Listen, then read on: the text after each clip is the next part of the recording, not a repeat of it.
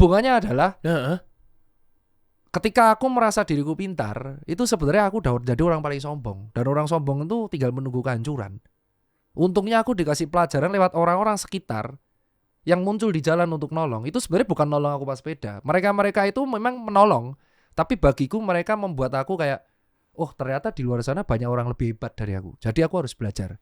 Gelasku harus selalu kosong. Karena ilmu tuh bisa didapat dari mana aja. Maka untuk menghindari egoku lebih jauh, aku sekolah lagi ke sesuatu yang aku nggak pernah pelajarin. Aku masuk di finance, aku masuk di general management ITB. Ya memang ngukur bahwa yang kemarin tuh sebenarnya ilmunya masih segini. Gue butuh ilmu lagi. Karena pasti ada yang lebih atas lagi, ada yang lebih atas lagi. Sejak saat itu aku nggak mau ngasih seminar lagi. Ngisi seminar kesuksesan nggak ada. Karena aku baru sadar, aku tuh bisa duduk di sini itu karena luck. Ada yang namanya luck dan keberuntungan. Jadi aku tidak layak untuk nge-share story kesuksesan karena aku tuh beruntung. Kalau semuanya diukur bahwa dengan pencapaian yang gigih, yang keras, harusnya kuli yang jadi sukses ya?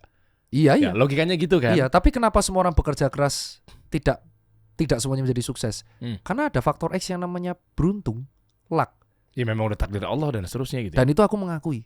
Sejak saat itu aku acceptance, aku memang beruntung.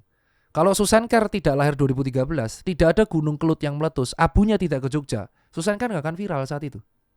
Susan Kerr gak akan buat postingan before after viral.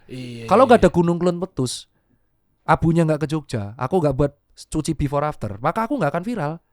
Di situ egoku berkurang, aku tuh gak ada apa-apanya, memang beruntung, pure beruntung. Kebetulan beruntung tidak pernah ngerasain kerja sama orang. Jadi aku ngerasa hebat, padahal tuh beruntung.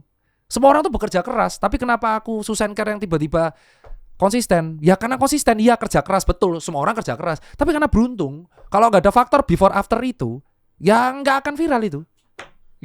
Oh itu viral tuh. Ya kalau pas pandemi aku gak koar-koar di live, followerku gak akan nambah sebaik sampai 2,5 M. Itu luck. Maka buat apa kalau kita koar-koar sukses kalau luck? Maka aku kembali lagi ke pattern utamaku, ya aku sekolah, aku kerja sama orang, ya karena itu yang memang bisa aku lakuin. Aku orang menengah aja. Sebentar, kerja sama orang tuh maksudnya kerja orang. Loh aku lulus tuh langsung kerja sama orang. Aku kerja ngelamar kerja. Aku ngelamar kerja. Ngapain lagi kan udah punya karena usaha.